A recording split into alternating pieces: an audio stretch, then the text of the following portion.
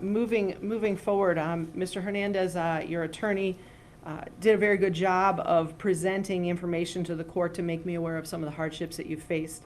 I recognize that you've had a difficult childhood and adolescence, and I recognize the difficulty as far as the loss of your brother to a suicide, and I'm very sorry that you had to go through those difficult things. I also have great sympathy for your wife and for your young children, and how this is what has happened will affect them. But ultimately, we're not here about your parents. We're not here about what happened in your childhood. We're not here about what happened with your brother. This isn't a family court or a juvenile court where protection of your wife and children would have to be a priority for the court.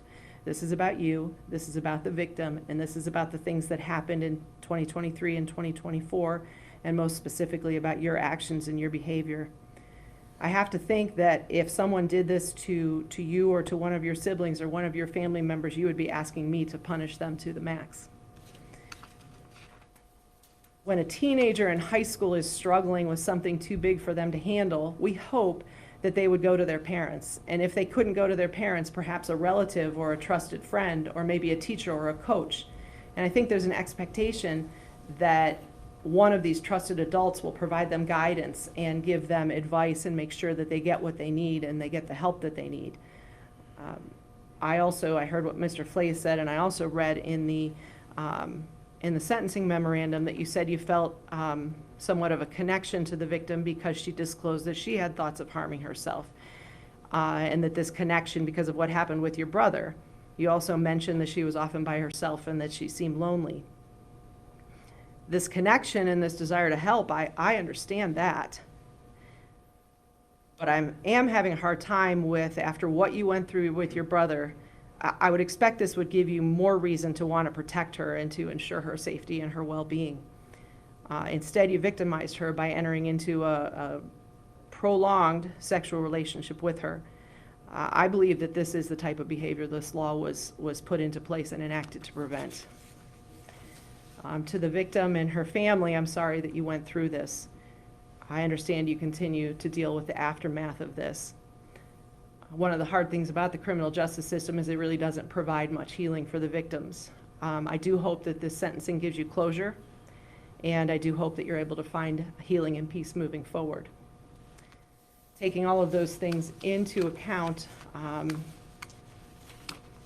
Mr. Hernandez, I'm going to sentence you to a term of 48 months in prison on each of the 2 counts. I'm going to order that they be served to run concurrent with each other.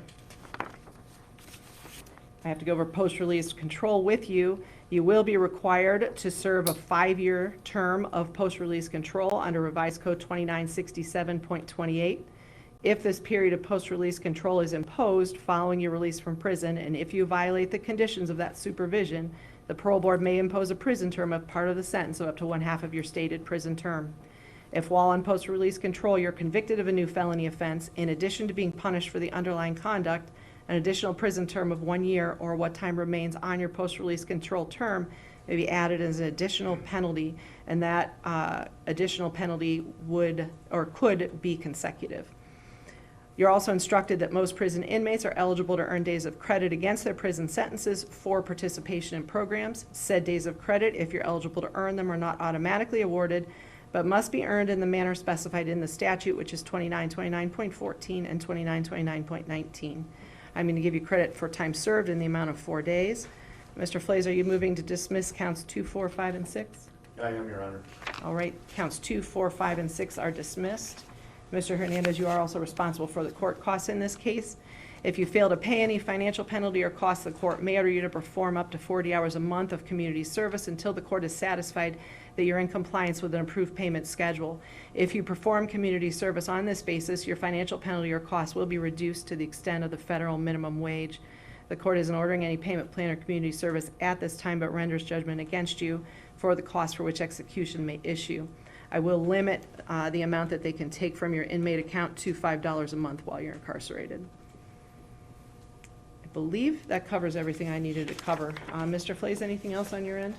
Nothing further from the state, Your Honor. All right, thank you. Mr. Clammer, anything Nothing else? good. All right, thank you. We're adjourned. Please remain in the courtroom until after the deputy exits. Please have a seat in the back.